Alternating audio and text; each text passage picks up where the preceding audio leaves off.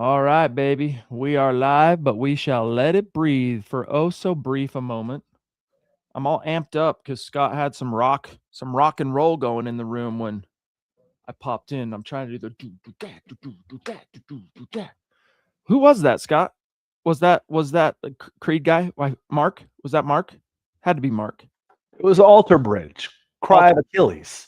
Right. And I knew it. William Shaw, dear member, why are they kicking a field goal? I said, check the over-under. Let me know. I bet it was within 3 points, William, wasn't it? I bet that just changed the over-under. Yeah, for sure. You'll have a good day. For sure. We call that the producer bomb. Welcome in, everybody. It's the Mile High Huddle podcast. I'm your host, Chad Jensen. It's the gut reaction, baby. The Denver Broncos have now won 10 in a row and we talked about a while back by beating the Chiefs, Zach, putting a stranglehold on the AFC West. Maybe this isn't exactly a stranglehold on the 1 seed, but now they have the double tiebreaker, whatever you want to call it, over the Patriots as far as common opponents. But they got that little extra field goal in at the end to make the bettors happy, et cetera, et cetera. But the Broncos emerge victorious, Zach, 24-17. Your gut reaction. Pretty complete game on both sides, except for that opening drive touchdown. The defense allowed, Chad. Ever since then, they adjusted. We talked about that on the halftime stream. It was a little tenuous at first, but the offense was clicking throughout the game. I thought Bo Nix played another solid game, knew where he was going with the ball. The passing offense looked crisp. Sean Payton called a good game. RJ Harvey had a breakout type performance. I really have very little complaints. It was a little extenuated at the end, but a win is a win, and the Broncos now have, like you said, that number 1 seed tiebreaker. Riptide, thank you for the super chat, big dog, jumping in. One of the dear members to say my favorite part of the game was time of possession. I mean, absolutely. It's the Broncos had the ball. Let me find it here. Time of possession, 39 minutes, 3 seconds to 20:57. I do still think, though, guys, the Broncos allowed too many points in this game. I mean, I don't know. Like, yeah, they were in kind of a prevent for much of the second half, but still, like, why are you allowing an over-the-top touchdown in the fourth quarter to a backup quarterback? Like, I didn't like that part. But, yeah, I mean, Zach, to piggyback off of this time of possession thing he brings up, the Broncos had 3 scoring drives today, over 8 minutes long. And, you know, the full-on dagger being that 10-minute drive at the end that culminated in the field goal. So we've heard of the 4-minute offense when you're either trying to protect the lead, you know, and kill the clock type thing. 10-minute offense, Zach, I mean, the Broncos were definitely controlling things today at the line of scrimmage on offense, and you got to love that because it also trickled to the run game. RJ Harvey, career high, 75 rush yards on 17 totes. 4.4 yards per carry, and he got his 9th total touchdown of the season. Yeah, there were so many games in years past where the Broncos went 3 and out, and a lot of games this season, in fact, Chad. But what I liked about this game, through the air and on the ground, they kept moving the chains. They kept converting. They kept the Raiders' defense on the field. Again, I thought everyone on offense, from Sean Payton to Bo Nix to RJ Harvey, they did their job. I really don't have many complaints from this game. Not at all. Ted Wonderlick jumping in. What's up, big dog? And yeah, I would agree. This is a good word for it. Thank you for the super chat, brother. He says, pretty workmanlike win. Nice to see the Broncos take care of business, even if it ended up at 1 score again. MHH for life. Hashtag LV. Las Vegas has never beaten Bo Nix. Hashtag 1 seed. That's true. But it's also like, I mean, it is cool, Zach, seeing Bo Nix go undefeated against the Raiders because remember, I forget now the number. Was it 8 games? Even Sean Payton in the first season, now granted that was Sean and Russ, could not snap the streak. They were swept by the Raiders in 2023. Got back on the horse last season with Bo Nix, and now it's 4 in a row for Bo, the Broncos, against the Raiders, and, of course, 10 straight wins this season.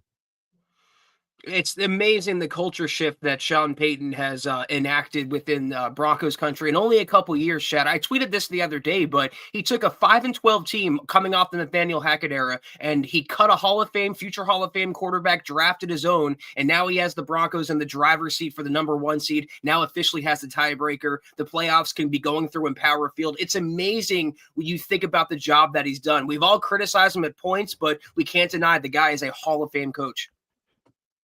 Yeah, he's doing good. It was Workmanlike, I think, Ted, is a great way to put it. There were some times where it was like, man, you're going to be on the field all that time, baby, convert, get that tutty. We've got the Duchess jumping in off the top rope. Thank you, Love Michaela. Michaela. She says, am I wrong to be concerned about our defense? Bo and Harvey look good. I think if we don't get it together, we will lose to the Packers and the Jags, which, by the way, today, Jaguars dominated the Colts, but a big reason for that, Daniel Jones goes down with an Achilles injury, and it's not looking good. So that's obviously, Zach, gonna shake things up in the AFC South with the Jaguars still keeping, today taking control as far as the lead, but also the Texans who face the Chiefs tonight. But anyway, I'm a little bit nervous about how leaky the defense has been the last two games. I'm not going to lie, Zach. How about you? Yeah, definitely. And I brought this up on Twitter earlier. I got kind of roasted by saying, where did the elite Broncos defense go? They didn't look that on that touchdown drive, which Bowers capped off with a touchdown reception, but they did settle in after that. Nick Benito got a couple sacks. They got a lot of pressure on Geno Smith. I know we're all a little bit hemming and hawing over the second half in the fourth quarter and the garbage time, but they did adjust. You're right, though, Michaela. I've been worried about this Packers game for a minute. If there's one team left on this schedule that could give the Broncos a loss and end this winning streak, it is Green Bay. Fortunately, though, if they do have to lose a game, it would be to a non-conference opponent. So we'll see how they respond in the weeks to come. True that. We shall see. But Michaela, love you, appreciate you. And yeah, I thought Bo looked really good. Uncharacteristically, what was it? 3 sacks today, though. 2 of them, I guess all 3 of them really. You could argue the first one, maybe not, but all 3 of them, was it 3 sacks? 1, 2, 3. Yeah. Kind of self sacks in that savvy kind of Peyton Manning way. One of them, if he just goes to his slide 6 inches further, it's not a sack. But anyway, Jamal Killings, a dear member, the coolest name in our community, no doubt about it. Jumping in to say 10 in a row. Let's go. And by the way, it's the longest active winning streak for the Broncos since 2012. And Zach, that team had 11 in a row. Then they hit the playoffs, got the first round bye, lost to the Ravens. So this 2025 Broncos team, if they can beat the Packers next week, you match the 2012 team and you get that one more against the Jags, you now have 13. And wasn't that 98? Was that the 98 team that won 13? I'm trying to remember exactly the streak. But either way, rolling, man. They're rolling. Yeah, and then you'd be talking about that point, maybe resting your starters in Week 18 against the Chargers because you have the playoff seeding locked up. It's so exciting to think about and talk about, Jamal, the high probability now that the AFC playoffs could go through in Power Field. Again, considering where the Broncos were for a decade and where they are now, it's so exciting. So thank you for sharing that excitement with us. No doubt. And yeah, just reminding myself, it was 13 games. 1998. So the Broncos could actually break that. They could actually snap it, right? So 10, 11 next week, 12 against the Jags. I'm not trying to count any chickens before they've hatched, but yeah, so they could tie it on Christmas Day if they don't lose between now and then, and break it in the season finale if they wanted to, if it gets that far. Just kind of fun to think about. Cullen, legend, good to see you, big dog, says this game was just as boring as the last matchup, but for the opposite reason. Also, the defense was so sloppy today. 11-2, baby. Let's freaking go. Yeah, just really, really streaky, right? Cullen says defense on a second super has to lock it in against the Jags. Can't play down to them. They deserve to be taken seriously. I think it is I can double check it here, actually. I think it's the Packers up next. Yeah, Broncos, Packers next week, then Broncos, Jags. But your point remains. In fact, it's even more so. Got to lock it in because this is a legit top offense that you're going to be facing next week. And also a damn good defense with Micah Parsons and some of the other players that they have over there as well. So, yeah, I don't think the Broncos are at this point going to play down to anyone. They know the level of competition. They know what's in their sights, that being the number 1 seed. I think we're going to see a damn good football game, Cullen, one way or the other. Scott brings up a point. The defense as a unit, right, is played with a lot of emotion. And it's hard to be that up every week, especially against a team like the Raiders that just kind of sucks. That's a fair point. But it's now 2 games in a row. They've been a little bit leaky, and especially giving up that yardage and the score to the backup quarterback. I didn't like that. But at the end of the day, again, Zach, a lot of it prevent garbage time stuff. So you're not reading too much into it. But Colin, thank you, big dog. We got the Doc JC in the house with a super chat, a dear member saying, hey, Denver Broncos for life. My Bronco boys, what's better than 9 in a row? 10 in a row, my priest? Yes, it is. And guys, we can't take it lightly. It's like Sean Payton brought up, I think it was it before or after the Commanders game, but right around then, just pointing even then, let's say it was 8 games. That's like Zach in baseball or basketball winning 30, 40 games in a row. Like, respect the accomplishment. The question is, how much will it serve him in the final analysis? I think quite well, because so many of these have come down to the wire, and the Broncos just keep finding ways to prevail.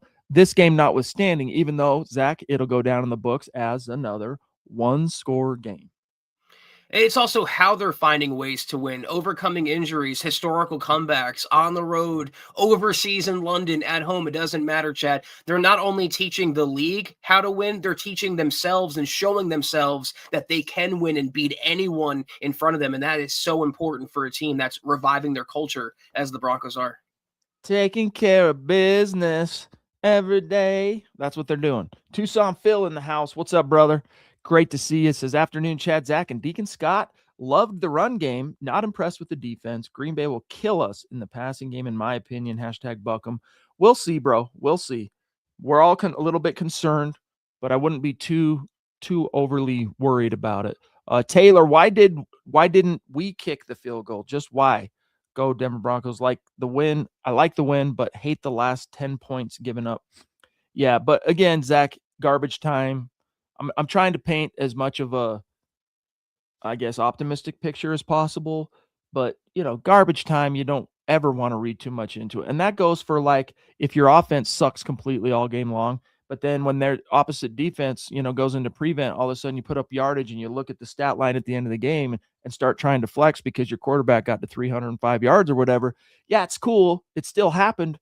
But within the context of the game, not all that impressive. And I think you got to keep that in mind with this.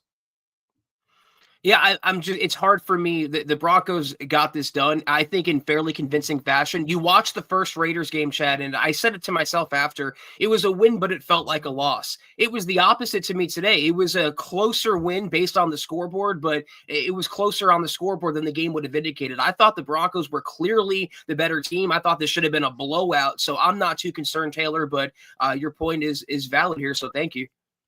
Yes, George, this was a great win. The team played great. Broncos for life, MHH for life. Hit the thumbs up, guys.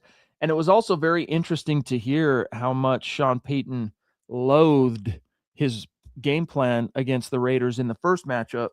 And, the broadcast did a good job of explaining that.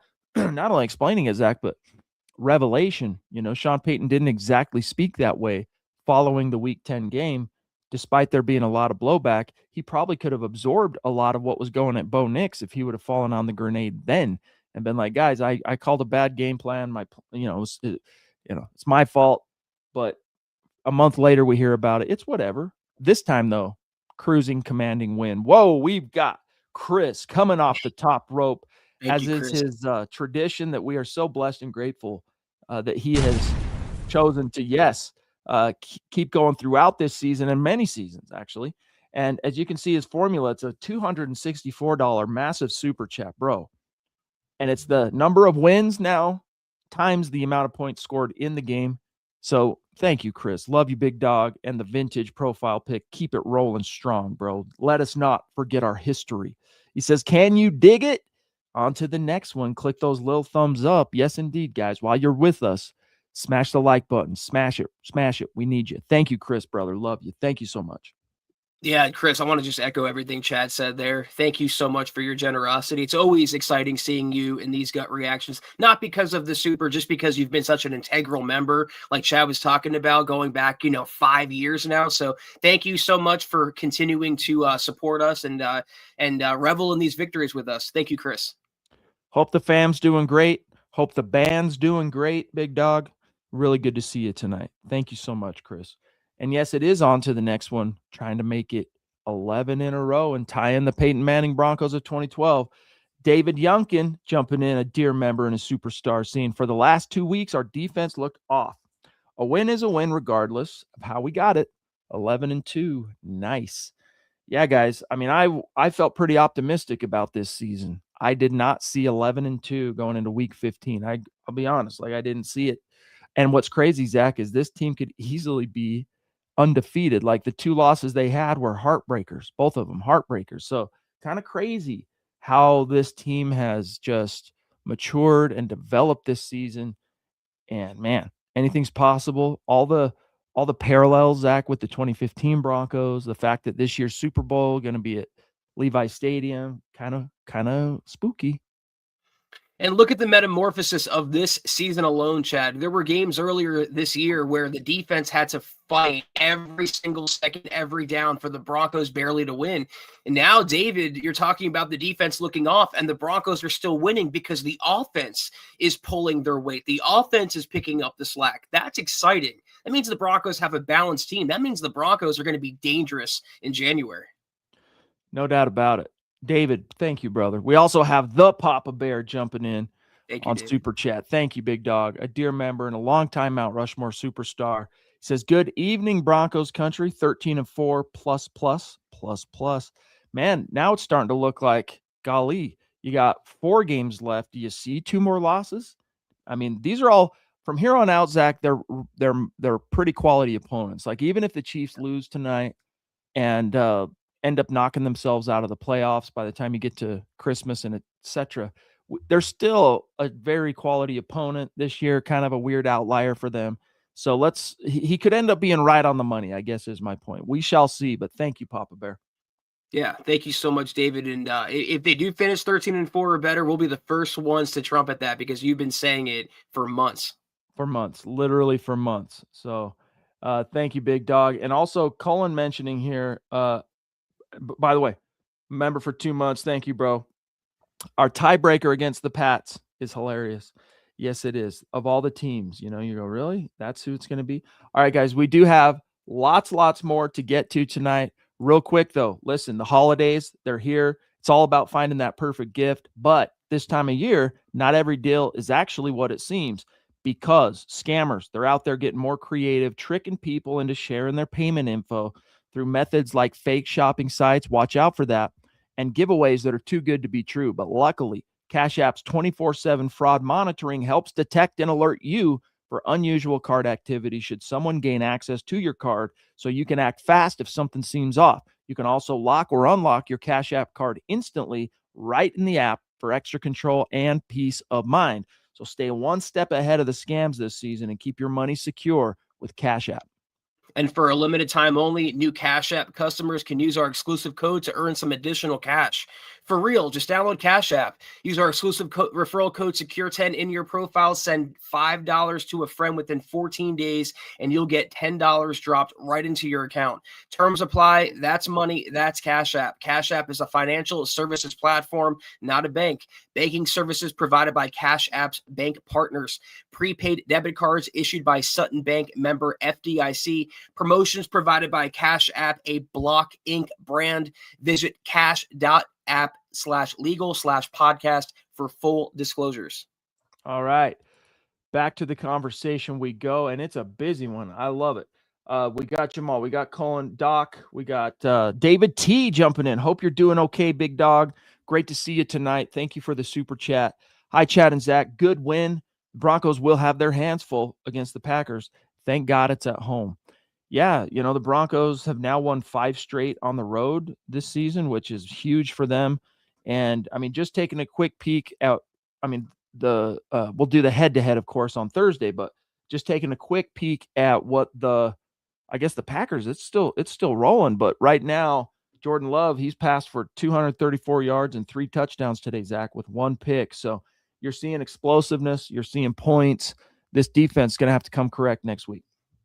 They have like 10 receivers who could kill you. None more so than Christian Watson, who's one of the fastest players in the league. He had a big touchdown grab today. They have one of the best running backs in the NFL with Josh Jacobs, a top 10 offensive line, top 10 arguably quarterback, top 15 in Jordan Love. They are going to have a tough matchup on their hands, David. It's going to be a fight tooth and nail, but the Broncos can play their A-plus brand of football. We like their chances around here. Yes, indeed. No doubt about it. Riptide, are we scared of the Packers? No. At this, he says the only team we should be scared of is the Rams in the Super Bowl. I mean, I won't lie, today when I was watching that snow game between the Bills and the Bengals were in control of it for much of the game. And it's just hard you never really have it sewn up against a team like the Bills with that quarterback, Zach. And they've seen so much football over the years as this kind of core that they are. You know, there are some teams that could give the Broncos troubles, but do I fear them? No way. Lady D off the top rope, Thank you, jumping in. Great to see Thank you. Love you, Lady D. She says, hello, Chad, Zach, and Broncos country. Super happy we won. Wasn't able to watch the game, but caught the highlights. Love you guys. Go Broncos. MHH for life. Nix for 6. Yeah, once again, Zach, kind of odd. Bo Nix did not get a passing touchdown, but he played very, very well. Finished with we went 31 of 38, so only 7 incompletions on the night, 212 yards, QB rating of basically 90. And then he threw in, of course, 3 rushes for 15 yards in that first touchdown to open the game. I know a lot of his completions were of the shorter variety, but still going 31 of 38 is impressive, Chad. And you saw every time he dropped back, whether it was a 5-yard attempt or a 20-yard attempt, he knew where he was going with the ball. There were no nerves. There was no indecisiveness. There was no lack of confidence. He was in full command. So I don't care. I've said this before. I think a lot of fans feel the same way. I don't care what his final numbers look like. I care what the Broncos record is. And there are one more in the win column now. Lady D, love you again. Thank you so much. Thank you. Mr. J, thank you, big dog. Great to see you. We saw you on the halftime stream. Here you are, the gut reaction, a member in the house, sounding off saying, not sure how I feel about this win. Don't like how it ended at all. The defense did an awesome job most of the game. Then a fresh quarterback comes in, does some good stuff. I'm always like, go Broncos, but we did not end well. The one thing I'll say too, and why are you seeing it? But it does seem to be an explanation, is that one touchdown at the end by Jackson, Zach. Riley Moss thought he was going to have help inside, so he played his leverage outside, gave him that that inside, because he thought Jones was going to drop. Now, was he right? I don't know. It looks like he probably was, just based on how. Even if he was wrong, I mean, someone there was a miscue somehow, somewhere. And whether that was on Moss for getting it wrong or Jones, it explains the broken play, so to speak, nature of that. But it's not what you want to see in the closing minutes of a game, that's for sure. It was just weird defensively to start. I think Jahdae Barron started the first snap at safety in place of Brandon Jones. So I don't know what they're tinkering with on defense, what VJ is doing, but I'm also, Jay, and thank you for the super, I'm not sweating garbage time too much. I'm a little surprised so many fans are up in arms about the fact they give up some points at the end. That's how every game goes when there's a blowout. You kind of take your foot off the pedal. I don't think it's indicative of much. When the Broncos had to adjust after that first Raiders touchdown, they did. They were in command on offense all game. I'm very comfortable with the performance they showed today. Shannon, good to see you also here from the halftime stream to the gut reaction. Thank you. Shannon says, Bo looked a lot more confident. RJ was great. Getting Prentice involved, this is a good observation, was effective. The defense has to cover tight ends better and stop with the ridiculous penalties. Yeah, I didn't keep track of the penalties too well in this one. We can take a quick look at penalties. 8 for 50. 8 penalties today, 50. One of them, was it twice that I'm trying to remember if it was twice that they self-delayed of game on purpose, kind of like one of them for sure. But Raiders, Zach, only 3 penalties for 25 yards. So just when you thought the Broncos were beginning to take steps toward cleaning up the penalties, last week, 5, kind of half of what they were used to, boom, right back to pushing the double digits again. And it's just, what is it ever going to change? You said there were 8 penalties the Broncos had in total? Yes. We did the math on Thursday's head-to-head. They were averaging a little over 8 penalties a game, and we both said that cannot continue going into the postseason. So it was a good win on both sides of the ball for the most part, but you're right, Shannon, and thank you for the super. The penalties have to stop. Sean Payton has to get a handle on that. Brad Murdoch jumping in with a super chat. One of the members sounding off saying, way to go, Broncos. Closer than it should have been. 10 in a row and counting. Yes, indeed. It's kind of crazy, man. I think Broncos country starting to get to a point where you just expect it now. And my, how far we have come from wandering the NFL desert to just expecting the team to win. I mean, not that we didn't expect them to win back then, don't get me wrong, but you know what I mean? Realistically, just kind of cruise control. And I mean, it's crazy. Ernie, thank you for that super chat. Appreciate you, big dog. Don't be a stranger. And welcome. I think that might be the first time I remember seeing you on super chat. So thank you, big dog. Appreciate you. Zach Prentice, we didn't talk too much about it, but Prentice, man, he's become, it's hard to call any fullback in today's NFL indelible, indispensable, etc. But man, he has become a true asset for this offense. Well, he has made Michael Burton expendable. I think we could say that the veteran fullback who Sean Payton loved, who Prentice, took his place for with him being injured. I've seen no dip in production. I've actually seen more production out of Prentice, at least as a ball carrier, than I ever saw from Michael Burton. So they might have found something here based on what Sean Payton likes to do. Scepter jumping in, a newer name. And yes, look, longtime viewer, first time super chatter from Oregon. See, Broncos country, not a geographic location. Time to grab the 10-gallon mimosa and celebrate with all the citizens of Broncos country. Yeah, get after it. You got, for you, it's 4:23. So you still got, quarter of a day to get after it for the weekend till work begins again tomorrow. But anyway, very nice to have you. Thank you for that first time super chat, big dog. Derek Kincaid jumping in on super. Thank you for the support, my friend. And just became a member. Thank you, Derek. Shouts. Let's go. Sing it from the rooftops. Derek Kincaid becomes a member on YouTube. Thank you, Derek. Welcome. Ossendorf, mailman Ossendorf in the house. Saw you at halftime. Here you are again. Appreciate you, big dog. Saying 10 in a row. Let's bow. Thank you, MHH. Much love. Much love to you, big dog. And I'm just so excited and happy for Broncos country, man. Everybody suffered for a long, long time. And now finally, Zach, the ship has been fully turned around. The ship has turned. The worm has turned for the better. Yeah, like you said, Broncos fans now are squabbling over, we didn't beat the Raiders by enough points, whereas in past years, they couldn't beat them at all. So it just shows you the level of expectation has been raised, and that's a good thing. We should all want the bar to be higher, and it has been because of the coaching job that Sean Payton's done and the quarterbacking job and the defensive job as well from all the players on that side of the ball. And Blex, who's always here to party, saying big ups to Bodacious Nix. He's just a winner. He really is, man. He just finds a way, makes a way. I loved how he was navigating the pocket today.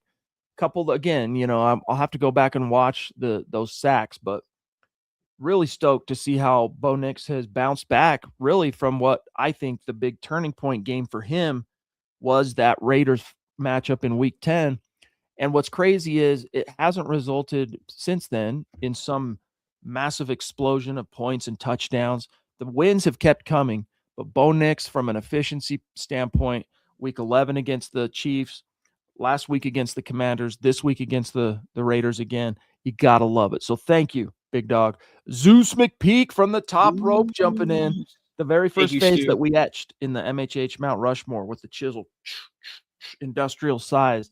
This man right here going way back to 2019. Great to see Zeus in the house. Love our Broncos, he says. Seems like Sean Payton holding back on some offense play calls, saving some great plays for down the stretch. MHH, possibly it could be, certain games he might feel a little bit more obliged, Zach, to, dig deep, but this probably wasn't necessarily one of them. Although I will say, again, especially first half, the play calling, everyone was just feeling it. The execution, the run game, Bo Nix, the play action. I mean, I still feel like the outlet passes are a little much at times to where opponents are really being able to key on that. The Raiders today, though, they kept giving them up. They were just like, yeah, okay, there you go. Oh, there's another one. So anyway, we'll see. But I wanted to see more of Evan Ingram in back-to-back weeks. Didn't shake out that way. That's one of my few bones to pick, Zach, for this offensive showing today that put up 24 points. Well, one of my few nits that I've picked in recent weeks is Zeus, were all the trick plays that Sean Payton has run unsuccessfully. I can't recall one today. Like Chad said, the offense was in a rhythm. They were humming from basically the first play, and that's what we want to see. Quick passes, Bo Nix, he knows where he's going with the ball, playing off play action with RJ Harvey playing well. So maybe we'll see more from Sean Payton as a play caller in the postseason, but I thought today he called a pretty solid game. Miss for Jay jumping in again. You're not a downer, bro. He says, you. I apologize. Didn't mean to be a downer on the game. Just thought we played so well. And then to end it like that, just wanted to see us finish or play the full game. No, we're right there with you, brother. At the top of the show, we were kind of picking nits a little bit in the, I don't want to call it defensive collapse. It's not that, but just kind of the sloppiness, allowing the backup quarterback, Zach, to put it to you like that, giving up 10 points in garbage time. But you have to think of this again, Mr. J, in case you weren't there at the top. In the same way that we don't read too much into, a quarterback going crazy in garbage time in a losing effort, we're not going to go crazy over the Broncos defense giving up some uncharacteristic plays and points in garbage time either. They were playing some prevent. Yeah, I was going to say this to a previous comment about how they wanted the game to feel more like a blowout. I felt all game after the first drive of the Raiders, for the most part, that the Broncos were in control. I thought it was men versus boys out there. There was one team that was clearly superior, clearly dominant, and that was the Broncos. So, Jay, if you want to judge it from when garbage time started for the Broncos and they started giving up points, after that, forget it. But up to that point, they played a dominant game. It was clear they were the better team. And yeah, it should have been maybe 40-0 the final. But I thought based on the way they played, it was never in my mind, it was a danger that they were going to come back and win, Chad. The Raiders were after that first drive. I thought the Broncos were in control after that completely. We have a massive Prince fan in the house, Joe DePaul on Facebook, throwing down some stars. Thank you, Joe. Appreciate you, big dog. Ernie jumping in again. Thank you, Ernie. I like the rhythm from the offense today. It makes it so much easier to fully understand the play call, see the field, then execute the play. That's definitely was one of the big takeaways, was the rhythm, right? The rhythm, which allowed them to produce, which allowed them to convert, which allowed them to move the chains and then score. Again, 3 different scoring drives today, Zach, that went over 8 minutes, including that last big one for 10 minutes. So, you go, it's the Raiders. Well, the Raiders, as we showed you on Thursday night, pretty terrible offense, but their defense is a plausible defense, even without a lot of talent. They were basically an average NFL defense. So it's not like these guys were exactly pushovers.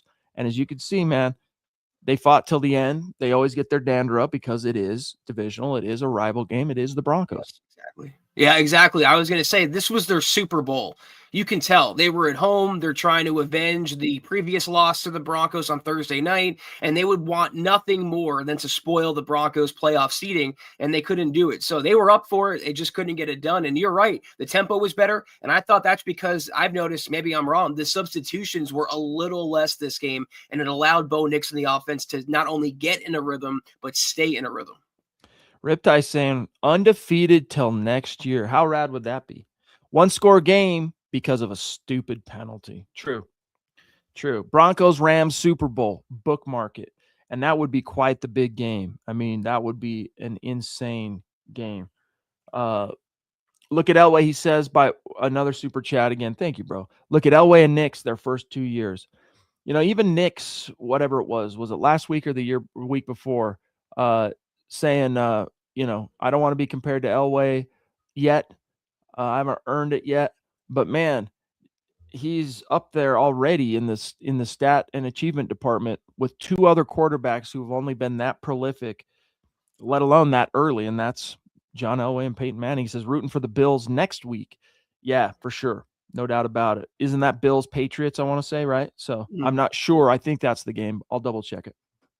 Yeah, I think it is, and I'm right there with you, Riptide. From now on, we have to hope that the Patriots lose one and the Broncos keep winning, just to make the number 1 seed that much more likely for Denver. But thank you for all the super chats. Yeah, much love and respect, dude, and thank you also for being a member. Zach, I want to take a second here, and all right, copy that, Scott. I want to take a second, and let's do some studs and duds. You ready? Yes, sir. RJ Harvey, 17 rushes, 75 yards, and a tutty.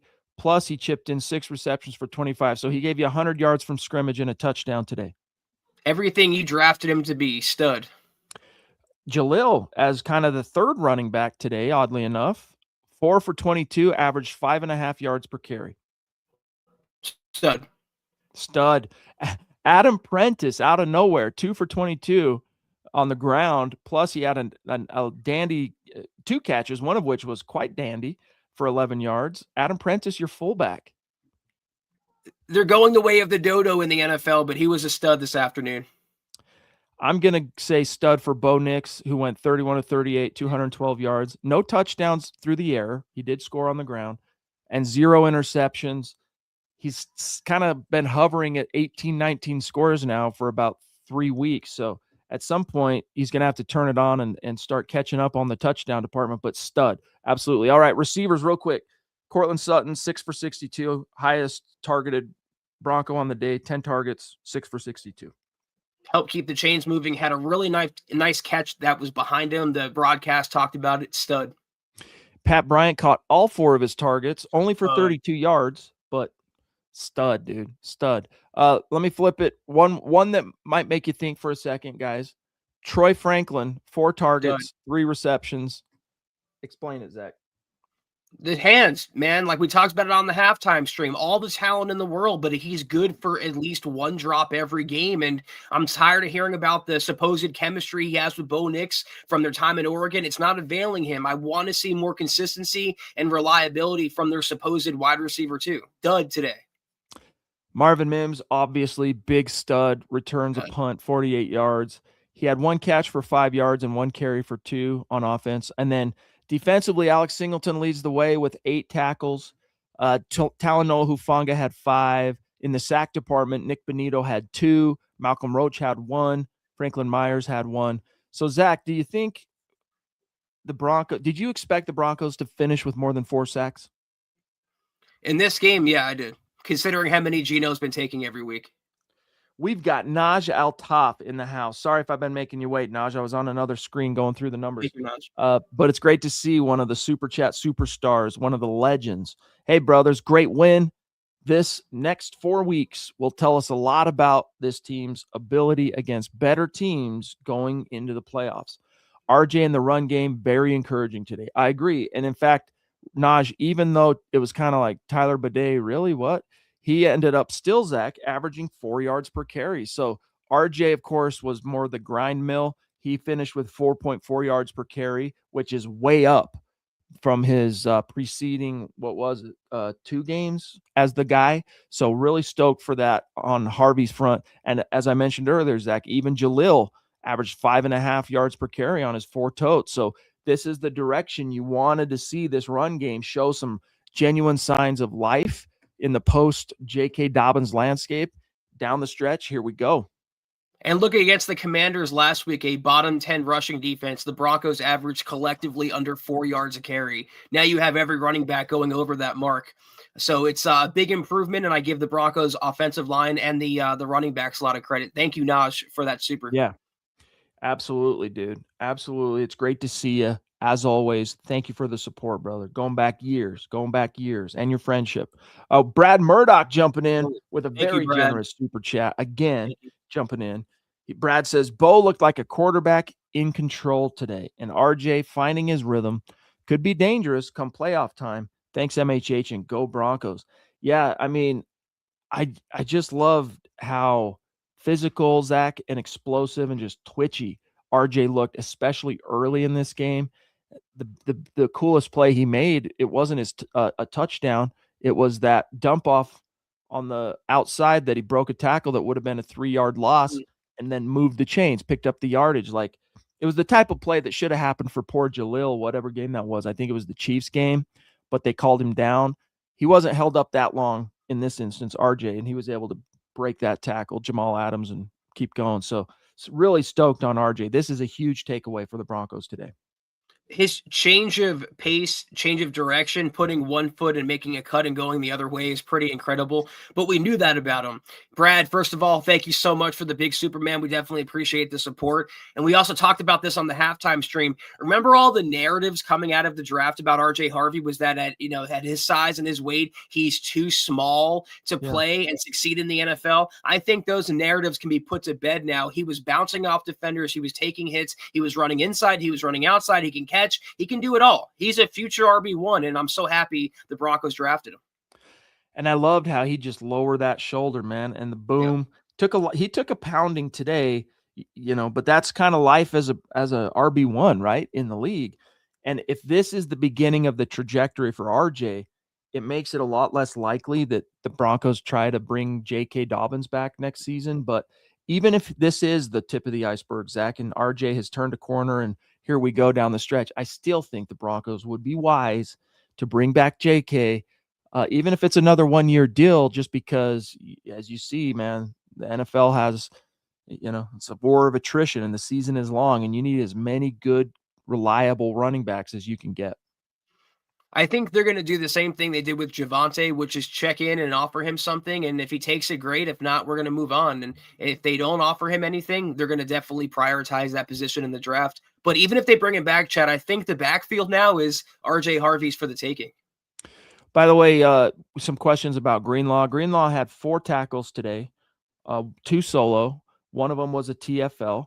So kind of a solid, if unspectacular, day at the office. Singleton, again, as I mentioned earlier, led the team in tackles, shocker, with 8. So I believe that puts Alex Singleton now over triple-digit tackles. So let's see. Yes, last year he obviously was robbed. He's over 100. He only had 3 games last year before the ACL. He had 95, Zach, going into this game. So he's over 100 tackles for the 3rd time in 4 years as a Bronco, and the only time he didn't get over it was, of course, his injury season. God bless Alex Singleton, man, for what he's been through this season, what he's been through in his career, coming back from it all. Riptide, almost time to hate watch the Chiefs. I know. And if they lose, enjoy it, dude. Enjoy it. But as I mentioned during the halftime stream, there's, depending on what you want to, what's most important to you, I guess, you can make an argument either way in terms of rooting interests in Chiefs Texans. But my personal thing is I want to see the Chiefs lose just because I want the comfort of knowing they're even farther out of the playoff race, making that Christmas Day game less and less important, etc. But either way, honestly, this is one of those games relative to the playoff race. Either way, it's kind of beneficial to the Broncos, but I'm rooting Texans today. Yeah, I'm going for a Texans blowout tonight. I hope CJ Stroud puts the boots to Mahomes and company. Some shout outs real quick to the members, like Pearl's in the house. We've said hello to David. Todd Ostendorf. Yeah. A good point. He's what a QB class that Bo Nix was in. We managed to get one of the better ones, certainly higher than 6th best in the class. That's for sure. It makes you wonder, Zach, if the draft were to be redone, does Bo Nix last till 12? Probably not, right? So you think, even today, J.J. McCarthy, not huge, but he did have 3 touchdowns. They blew out their opponent, the Vikings. Caleb Williams, did that game resolve yet? I haven't been paying attention, but either way, Caleb Williams has had a heck of a year. Jaden Daniels already has proven he's good when healthy. I don't know what happened in that game today, Zach, but it wasn't good. He did return.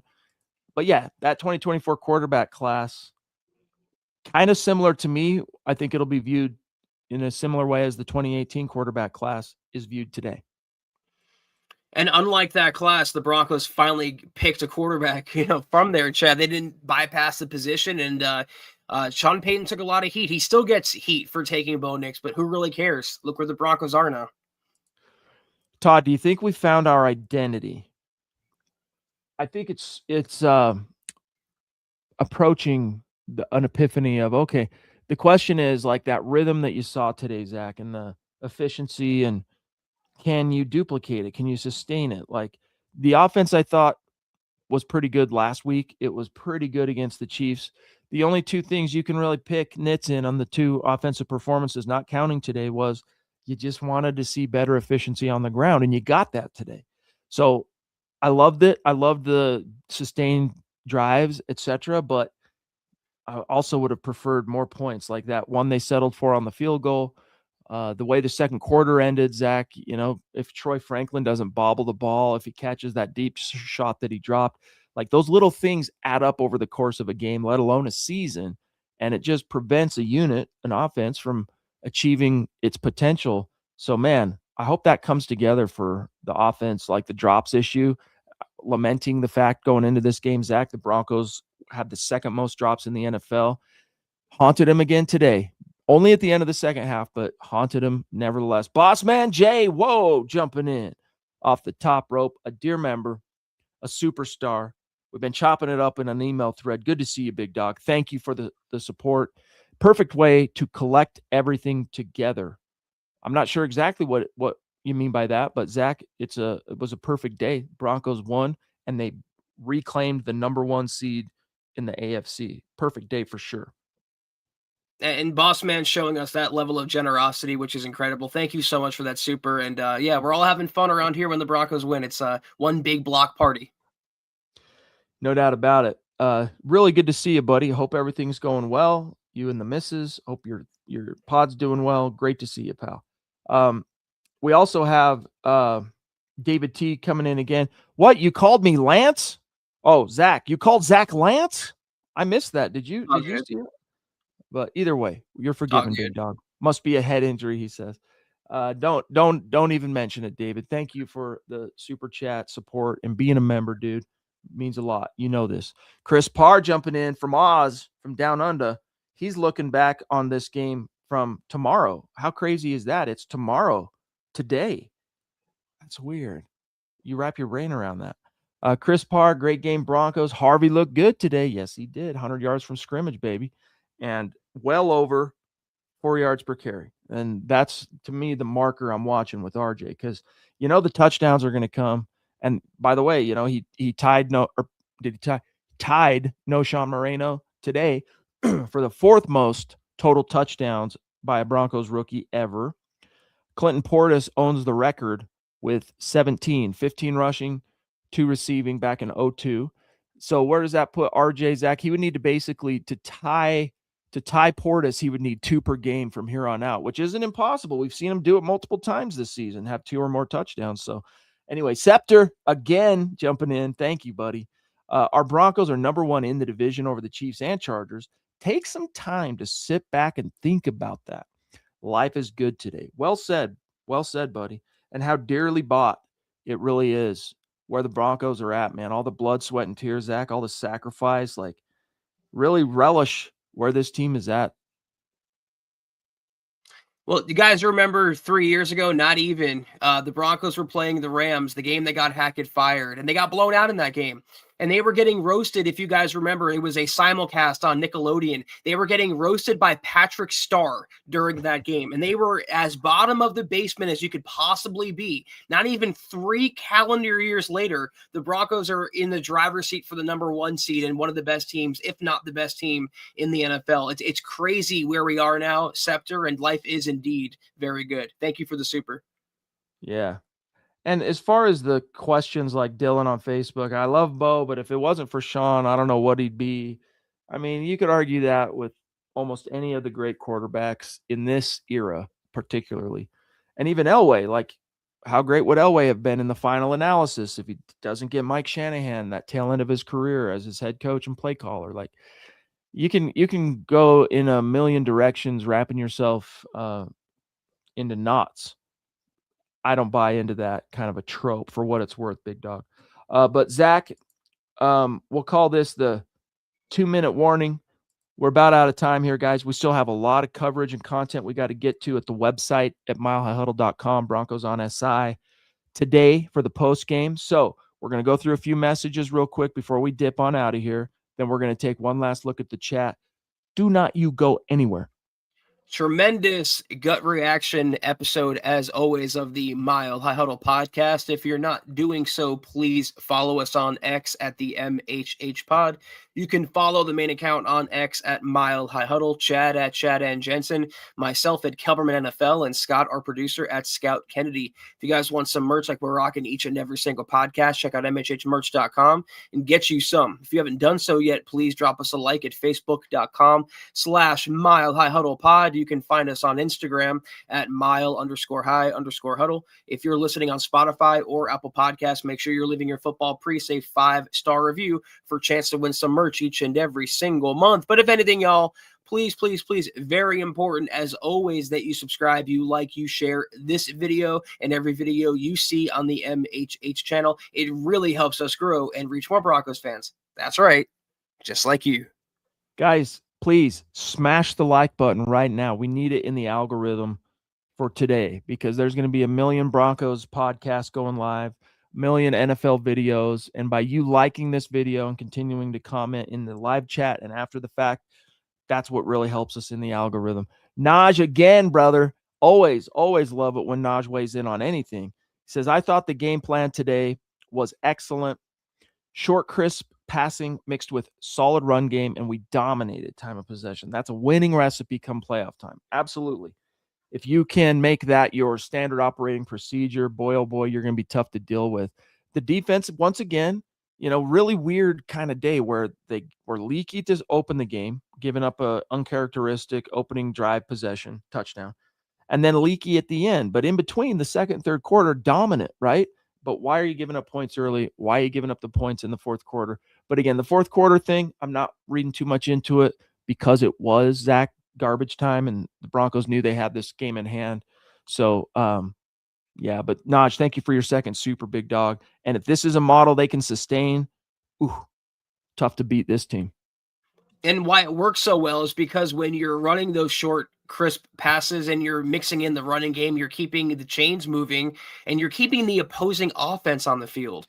Or off the field, excuse me. And that's pretty pertinent when you're facing Jordan Love coming up, Trevor Lawrence, you have Herbert, you have Mahomes.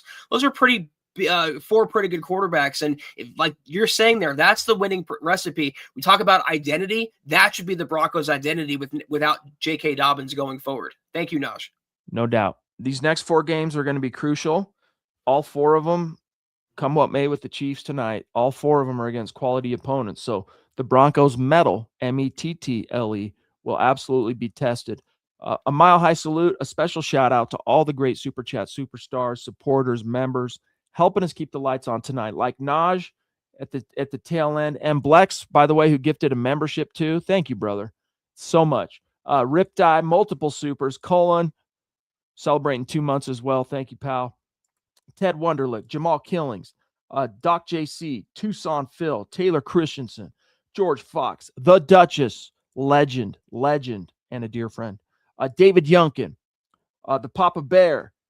Did I already say Taylor Christensen? Either way, Taylor Christensen, David T, Mist for J. Let's see, Shannon Mills, David Wilder, member for 3 months. Bo and Harvey were awesome today. I'm impressed. Love you, big dog. Michaela's got a not so good feeling for the next 2 games. We'll see if the Broncos are going to lose one more. Next week is the one to do it because it's a non-conference, but we shall see. We'll talk more about next week as this week marches ahead. Let's see. Chris Hernandez, tippity top rope super chat of the night. Love you, buddy. Brad Murdoch, Ernie jumping in multiple times. Scepter multiple times. Mailman Ossendorf, the Lady D, dear friend, Mount Rushmore superstar. Derek King, yeah, Kincaid, love it, dude. Zeus, so many legends in the room tonight. You gotta love it. Joe on Facebook. Let me see. I'm not trying to skip anyone. Brad, I said Brad. Boss Man, Chris Parr, and I think that covers everybody. And if we missed anyone, forgive us. We will make it up to you. Just let us know if we did miss you. And again, we'll find a way. But really excited for what lies ahead, gang. And tomorrow on the Bright, some Broncos for breakfast, followed by Zach and I returning for the Aftermath episode. Can't wait. Everybody have a great close to your weekend and really enjoy this, guys. 10 straight wins in the NFL. It's damn hard to do. It's an immense achievement. Hats off to the Broncos. That's right. A win is a win is a win, like we say around here every Sunday, it feels like. But enjoy the rest of your day. Chad and I are back tomorrow night. We'll see you then. Take care. And as always, go Broncos.